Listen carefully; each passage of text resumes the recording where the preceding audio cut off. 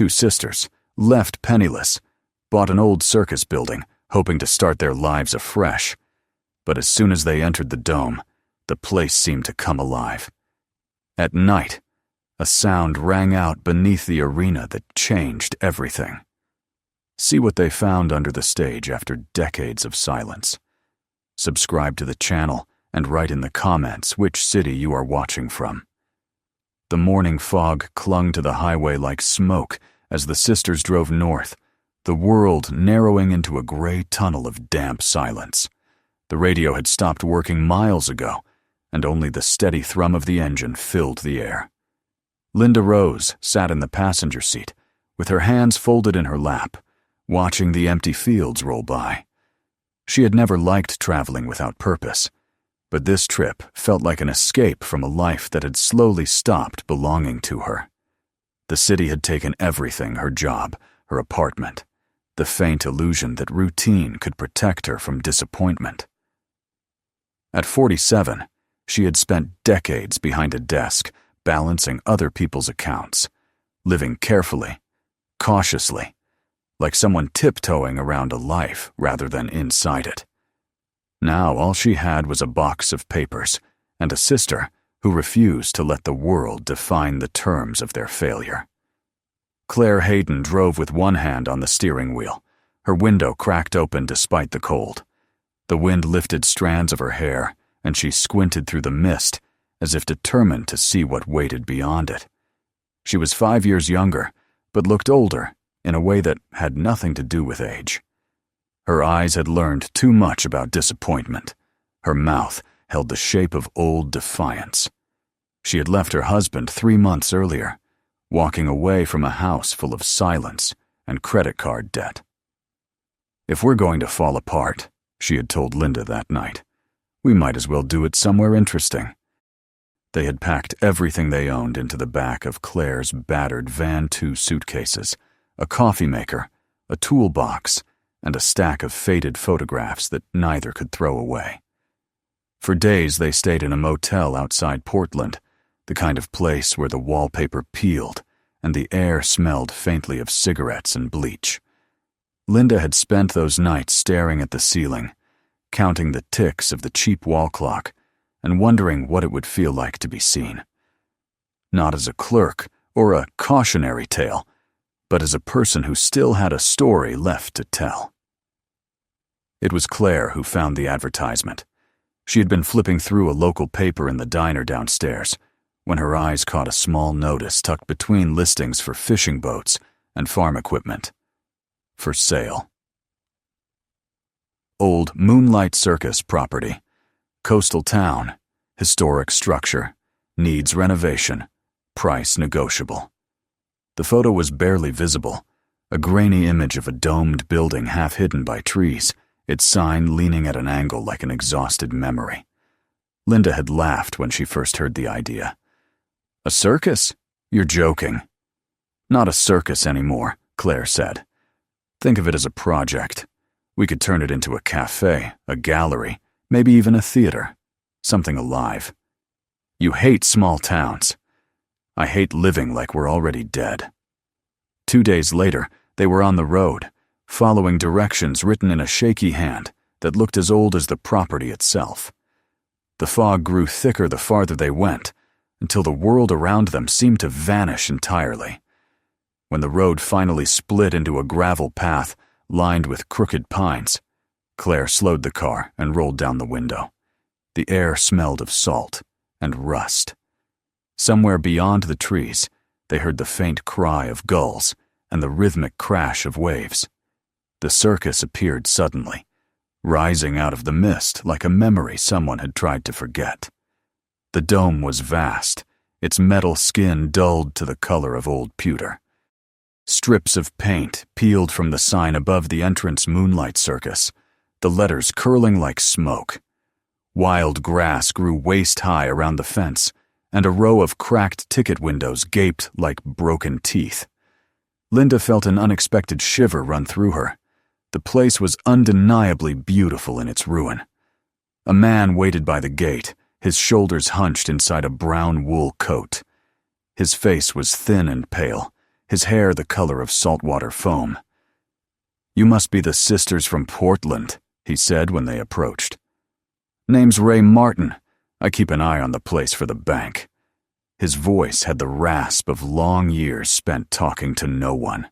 He led them through the main entrance, where sunlight filtered through holes in the roof and caught the dust in slow-moving spirals.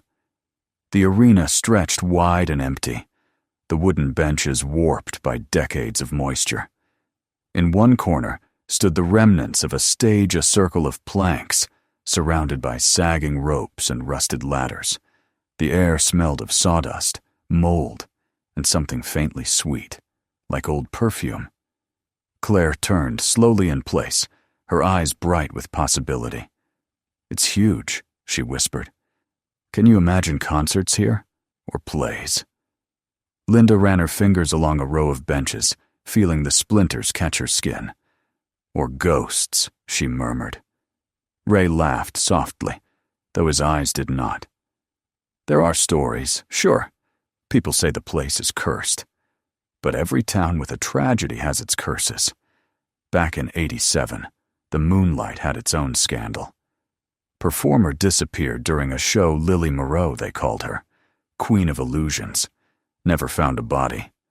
Folks stopped coming after that. You know how it goes." The name lingered in the air like a draft. Claire shrugged, pretending not to care. But Linda felt the words settle somewhere deep inside her. A missing woman, a vanished performance. There was something hauntingly human in it. They followed Ray through the corridors, where the walls were papered with remnants of posters, painted lions, acrobats frozen midair, smiling clowns whose colors had long since faded. The silence was thick enough to feel. Every sound, their footsteps, the scrape of a door, the echo of a word, came back distorted, as if the building remembered too much and wanted to return it all at once. Ray stopped by a door with a broken handle. "This used to be the dressing rooms," he said. "Nobody's been in here in years." He pushed it open with a grunt. The room beyond was dark and narrow, its mirrors cracked, its floor littered with the remains of costumes and feathers. Linda picked up a shoe, its satin surface stiff with age. Someone's name was written inside in fading ink lily. They spent an hour wandering through the maze of corridors before stepping back into the sunlight. The sea stretched out behind the property, gray and endless. Claire took a deep breath, then smiled. "I'll take it." Linda turned sharply. "You haven't even asked the price." "I don't need to. Look at it. It's perfect." "For what?" "For starting over." Ray blinked at her, uncertain whether to laugh or pity her. "You sure about that? The roof leaks, the foundation's half rotten, and the wind'll tear through here like a train." Claire grinned. "Then we'll learn how to fix roofs."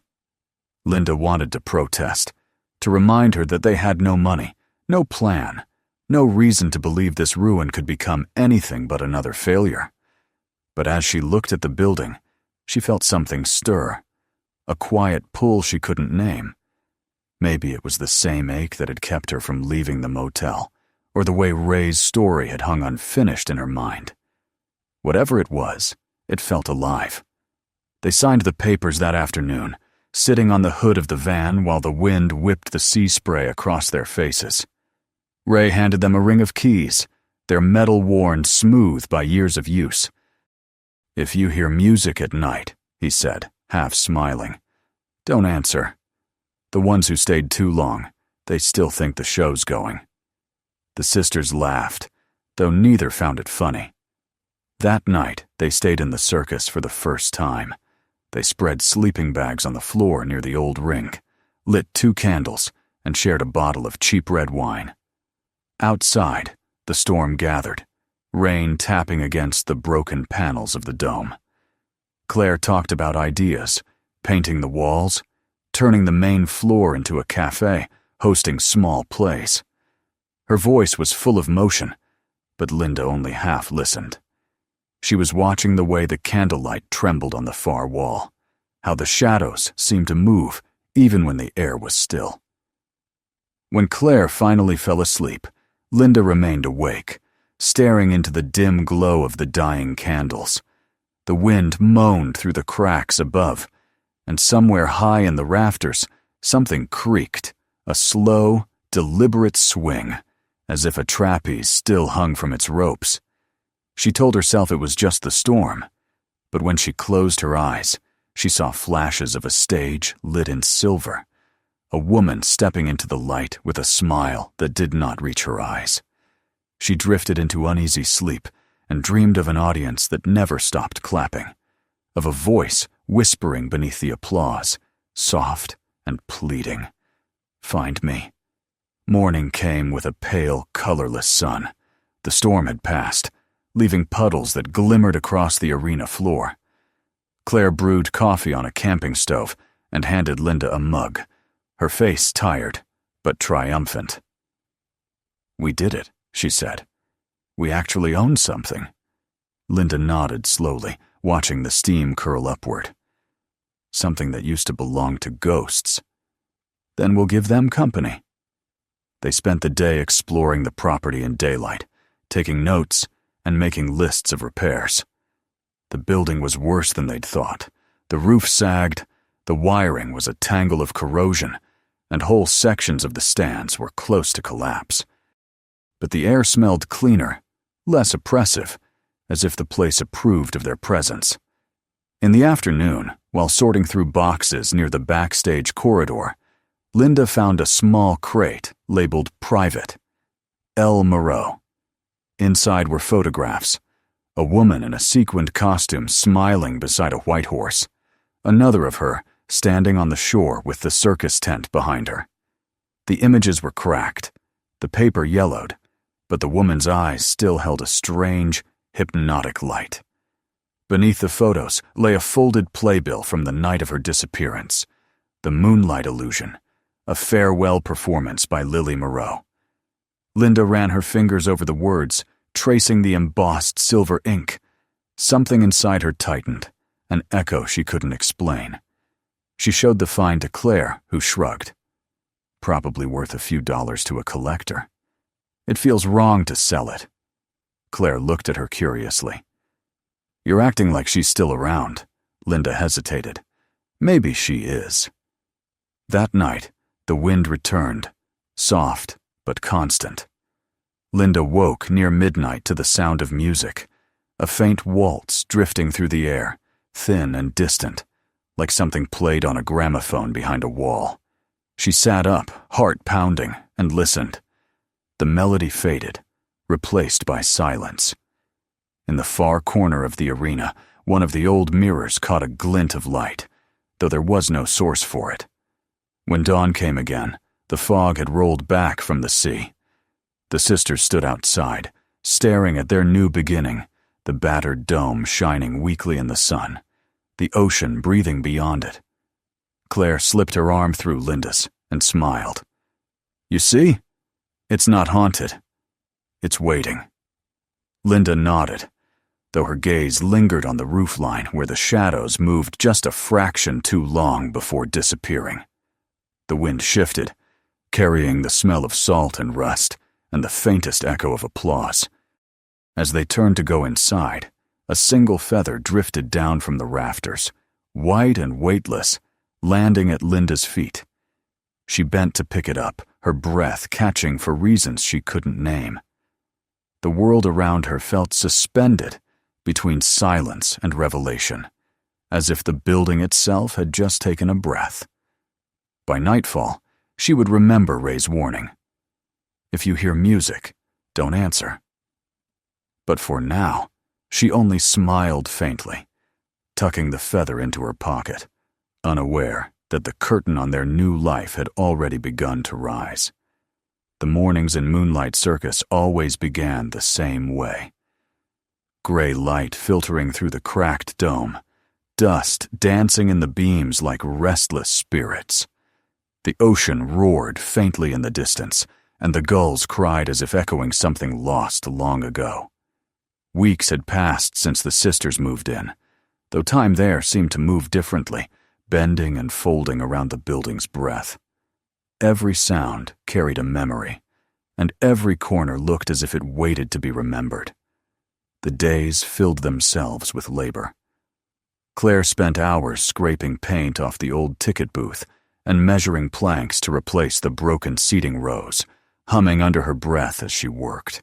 Her sleeves were always rolled up, her hair tied messily, her skin dusted with sawdust. She treated the restoration like an act of defiance, a physical argument against every person who had ever told her she couldn't start over. Linda, meanwhile, approached the project with quiet precision, cataloging every object, sorting what could be salvaged and what belonged to the ruin. She kept a notebook filled with numbers, sketches, and dates, as if rebuilding a circus could be managed like an old account ledger. But at night, when Claire's optimism fell silent and the wind began its low moan across the dome, Linda felt the unease return. The sound of creaking boards above, the whisper of ropes that no longer held anything, the distant rustle of something unseen moving just beyond the light of their lanterns, all of it kept her on edge. She never said anything to her sister, afraid of seeming foolish. Yet some part of her had started listening, as if the air itself carried a message. It began innocently, with the discovery of an old cabinet buried behind a curtain near the backstage corridor. Inside were costumes in various stages of decay, sequined jackets, feathered hats, gloves so brittle they cracked when touched. At the bottom of the cabinet lay a stack of newspaper clippings, folded carefully in a yellowed envelope. The top headline caught Linda's eye. Star illusionist Lily Moreau vanishes during final act. No trace found. The article described the night of the disappearance, how the lights had dimmed at the peak of her performance, how a flash of silver smoke had filled the ring, and how, when it cleared, the stage was empty. The crowd had erupted in confusion and awe, believing it part of the act, until the curtain failed to rise again. Within hours, the police were called. Within days, the circus closed its doors. The details blurred after that. Linda read every word twice. There were notes in the margins, written in a small, elegant hand. He was there. Don't let him near the mirror. She couldn't tell whose handwriting it was. She showed the article to Claire over dinner that evening, but her sister only laughed. Every old place has a story. It sells tickets. Don't get lost in someone else's tragedy. Linda didn't answer. The words on the page pulsed in her mind like a heartbeat. A few days later, while cleaning near the center ring, her boot struck something hollow beneath the floorboards. The sound made her stop. She crouched and brushed away the dust, revealing a panel that looked slightly newer than the boards around it. Claire was outside at the time, arguing with the man from the hardware store about delivery prices. Linda pried the panel open, her hands trembling, and saw a metal handle beneath a hatch. She hesitated only a moment before pulling. The lid lifted with a groan. A smell rose from below, thick with mold and rust, and a faint chill drifted upward. Inside, a narrow staircase disappeared into the dark. Linda found a flashlight, the beams slicing through the gloom, and descended. The steps creaked beneath her weight. At the bottom was a small chamber lined with concrete walls. Dust coated everything, and cobwebs shimmered like silver threads in the light. Against the far wall stood a wooden vanity table, its mirror fractured, but still intact. On it lay a half-broken comb, a cracked powder box, and a cassette tape labeled Rehearsal. May 10th, 1987. Her throat tightened. The handwriting on the tape matched the notes from the article. She carried the tape upstairs and waited for Claire to return. By the time her sister came stomping through the door, angry and wind-blown, the sun had already set. Linda held the cassette up. "Look what I found." "What is it now?" Claire sighed, dropping her bag. "I think it belonged to Lily Moreau." Claire frowned but followed her to the generator room, where they kept an old battery-powered player.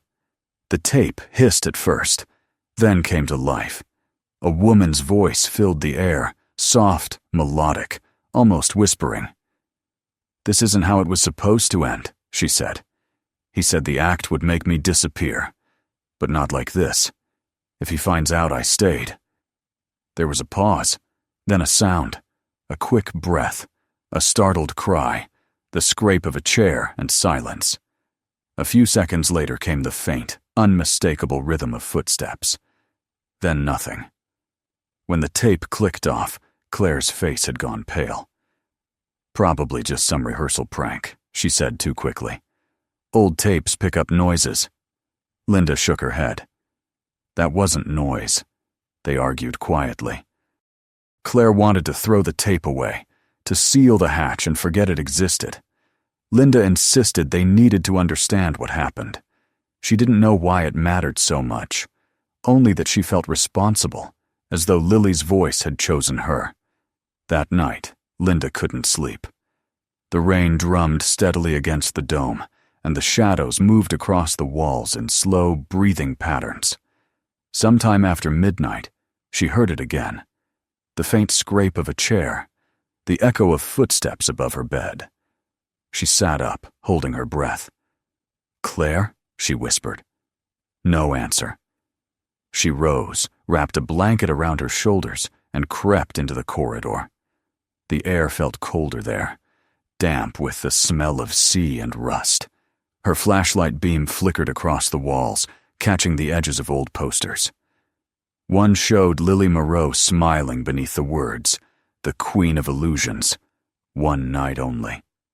The corners of the paper fluttered, though there was no wind. Following the sound, Linda reached the arena. The moon shone faintly through the dome's glass panels, painting everything in silver. In the center, where the hatch lay hidden beneath a rug, something shimmered, a glint like water under light. She approached slowly. The rug was damp, though it hadn't rained inside. Beneath it, the hatch was open again. Her flashlight slipped from her hand, clattering on the boards. When she bent to retrieve it, she saw movement in the reflection of the broken mirror across the ring, a shadow standing where no one stood. It was shaped like a woman. Linda stumbled back, heart pounding, and the vision vanished. The next morning, she told Claire what she'd seen.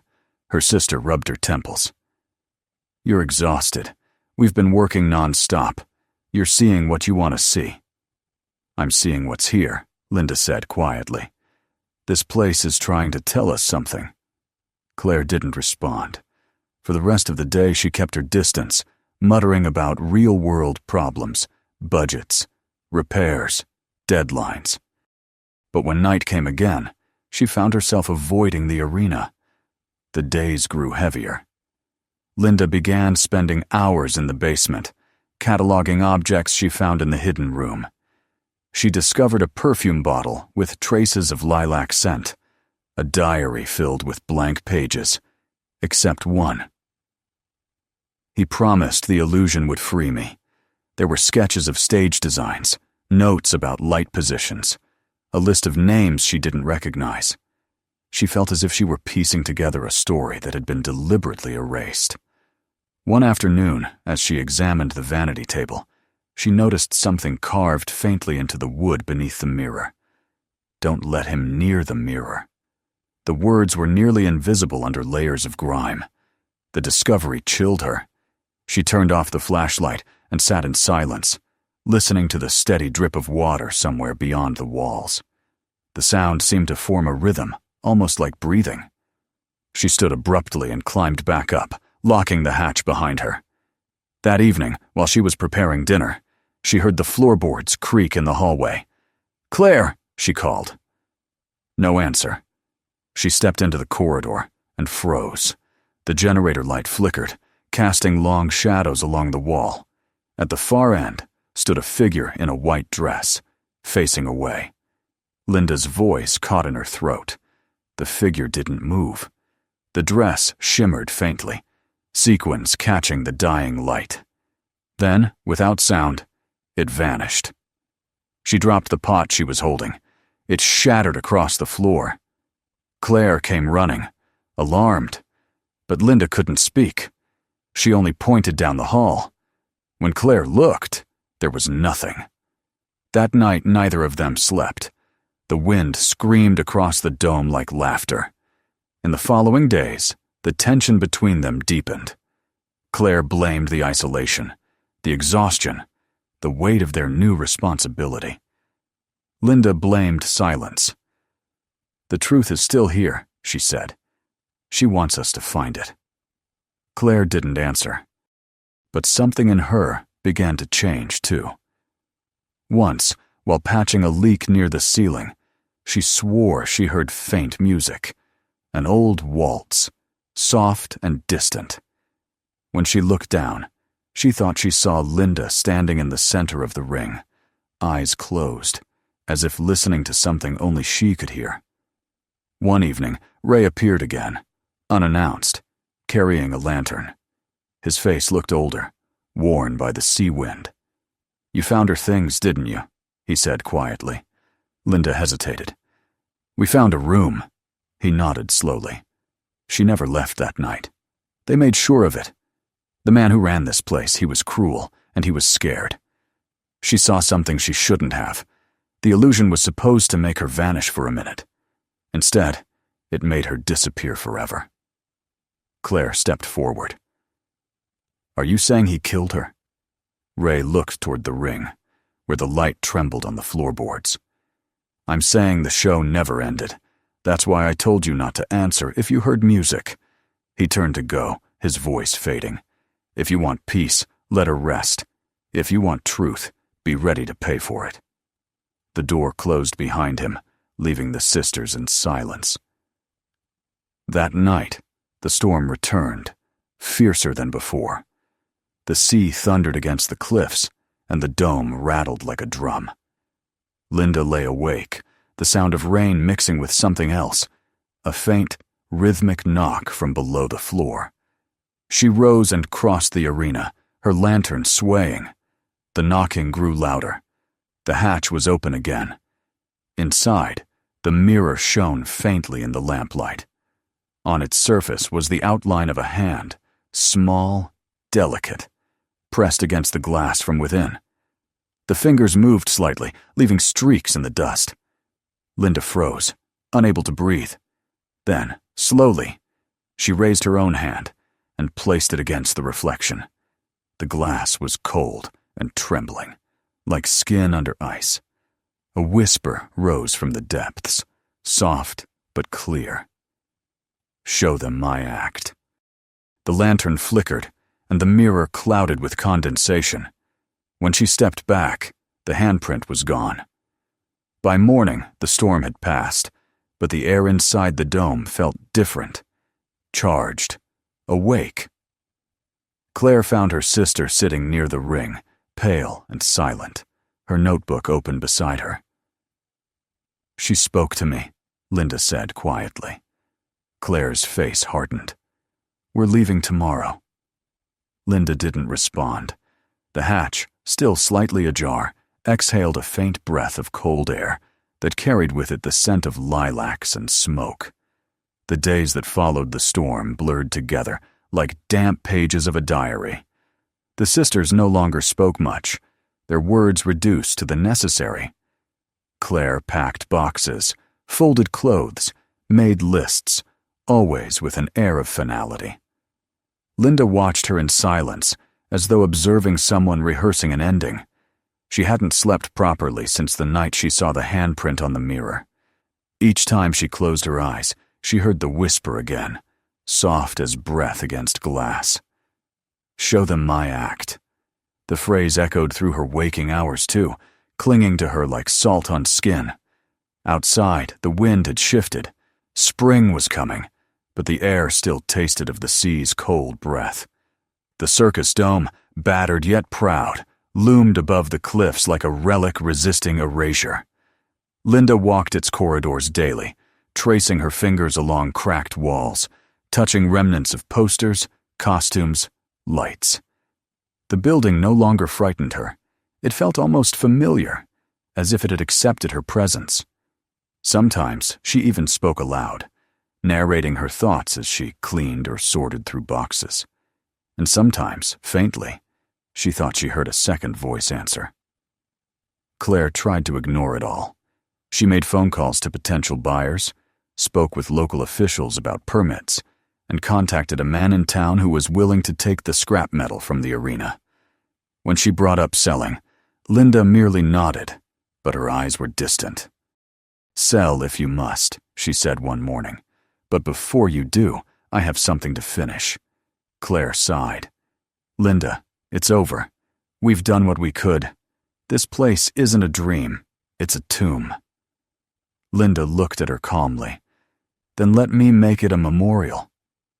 That night, while her sister slept, Linda went back to the hidden chamber beneath the arena. The mirror was still there, faintly luminous in the lantern's glow. On the vanity table lay the perfume bottle, the diary, and the broken cassette player. She set down the new item she'd received earlier that day, a small package mailed from a nearby town. Inside it was the developed film roll sent by the daughter of the vanished photographer. She had written a brief note. "My father never showed anyone these. Maybe they belong to you now." Linda unfolded the photographs carefully. Most were ordinary rehearsal shots, performers in costumes, the glittering arena, the blurred face of the director, Edward Bennett, giving instructions. But the last two were different. The first showed Lily Moreau stepping into her glass box, the illusion device she used for her final act. The second, taken moments later, captured something almost invisible. A shadow behind her, a man's silhouette moving toward the box just before the lights went out.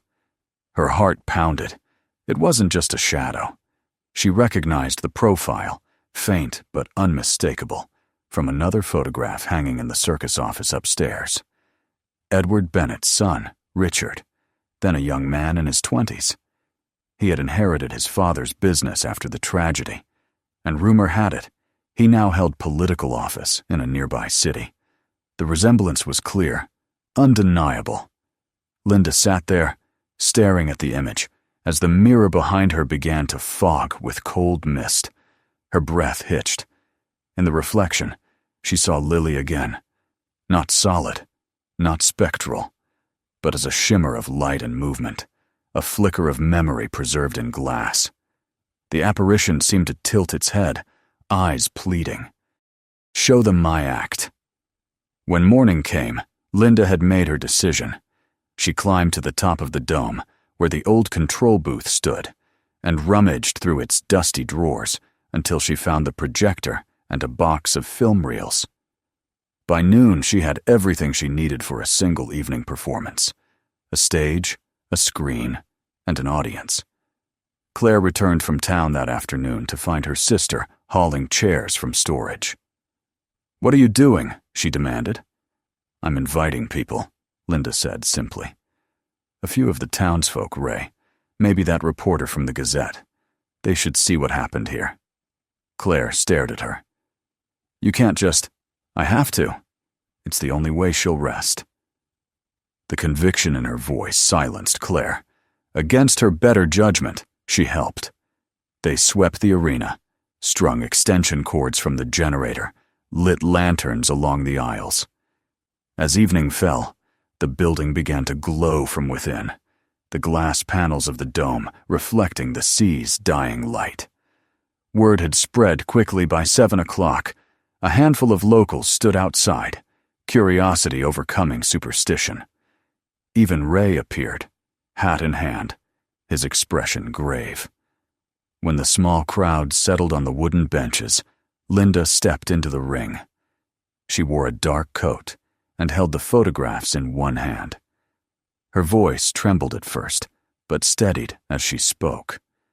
She told them about Lily Moreau, about the discovery of the tapes and the hidden chamber, about the film that had never been seen. She spoke not as a storyteller, but as a witness. Then she turned on the projector. The film flickered to life on the patched white curtain. Lily appeared, radiant under the lights, her sequined costume catching every flash. The audience gasped softly. The illusionist seemed almost alive. Music swelled, grainy and distant. Lily bowed, stepped into her glass box, smiled at the crowd. Then, as the lights dimmed, another figure entered the frame. A man in a dark jacket, face turned away. The reel stuttered, jumped, and froze on the image of his hand reaching for the latch. At that moment, the lights in the dome went out. Gasps rippled through the audience. The generator had failed, plunging the space into near-total darkness. "Stay calm," Claire called, fumbling for a flashlight. But before she could turn it on, a soft blue glow bloomed across the arena. The projector had restarted on its own, the film still running, though no one touched it. On the screen, Lily stood once more, but now she was moving differently, her lips parted, her eyes wide with fear. The recording seemed to continue beyond where it should have ended. A low hum filled the air. The audience watched in stunned silence as the figure behind Lily turned fully toward the camera. His face appeared for a fraction of a second before the reel melted in the heat of the bulb, leaving only a bright flare of white light. Then came the crash. From above, metal groaned. The audience scattered as a section of the ceiling creaked open, and a rusted cage-long forgotten came loose from the rafters and fell onto the stage with a thunderous clang. Dust exploded around it, coating everything in gray. When it cleared, someone screamed. Inside the twisted cage, half buried in debris, were bones. A tattered costume still clung to them, sequins dull with age. For a long moment, no one moved. Then Ray stepped forward, lantern trembling in his hand. "My God," he whispered, "she never left." The police came before dawn. The remains were carefully removed, and the discovery made headlines across the region. Forensic reports confirmed the body's age matched the year of Lily Moreau's disappearance. The truth unraveled slowly, but inevitably.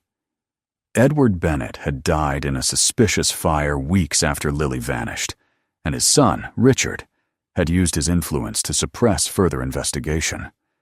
Now the photographs and tapes served as proof of a crime long buried. The illusion, at last, had broken. In the days that followed, Claire and Linda found themselves surrounded by journalists and investigators. Ray gave his testimony, his weathered voice breaking as he described the night Lily vanished. Claire spoke reluctantly, but Linda answered every question with quiet clarity. She told them she hadn't uncovered the truth alone, that the building itself had led her. No one believed that part, but she didn't care. The truth had surfaced, and Lily's name was cleared. Weeks later, after the media faded and the officials left, the sisters stood together outside the dome. It was early morning, the sea calm and silver under the rising sun. The circus no longer felt haunted. The air was still, almost peaceful. Claire broke the silence first. "They want to turn it into a memorial," she said. "A museum of performance history. They'll call it the House of Memory." Linda smiled faintly. "Good. It deserves that." Claire looked at her for a long time. "You could have died that night." "I think I already had," Linda said softly. "Now I'm alive again." They walked through the arena one last time, their footsteps echoing in the vast emptiness. Where the cage had fallen, there was now a circle of clean boards, polished and shining. The smell of lilacs drifted faintly in the air, though no flowers grew nearby. Months passed. The museum opened with quiet ceremony. Visitors came and went, their whispers filling the space once more with life. Photographs of Lily adorned the walls, alongside a plaque engraved with her final performance date. In the evenings, Linda often returned alone, sitting on the top row of the stands as the lights dimmed. She liked to listen to the creak of the rafters and the distant sigh of the sea. One night, after the last visitor had gone, she lingered longer than usual. The air was still, and the moonlight poured through the dome, silvering everything below. As she rose to leave, the old projector on the far wall flickered once, though it wasn't plugged in. A single frame appeared on the screen, Lily standing in her glass box, smiling not to the audience, but toward the camera, toward her. The smile was gentle this time, grateful. Then the image dissolved into light. Linda closed her eyes, letting the silence settle. She could almost hear applause, faint but steady, rolling through the empty seats. Beside her, Claire's voice broke the quiet. "Every one of us," she said softly, "was trapped in our own act. But you ended hers." Linda nodded. "And she ended mine." The sisters left together, the sea breeze carrying the scent of lilacs behind them. As they stepped outside, the wind shifted again, stirring the curtains of the old arena so that they rustled like pages turning. High above, the trapeze creaked once and fell still. By morning, the sun rose golden over the cliffs, flooding the dome with warmth. The moonlight circus, no longer a grave, no longer forgotten, stood bright and whole against the horizon. And if one listened closely as the tide withdrew, one might still hear faint laughter carried on the wind, as if the performer of illusions was taking her final bow at last. If you enjoyed this story, don't forget to subscribe for more. Watch the next videos to discover even deeper stories, and share this one so others can see it too.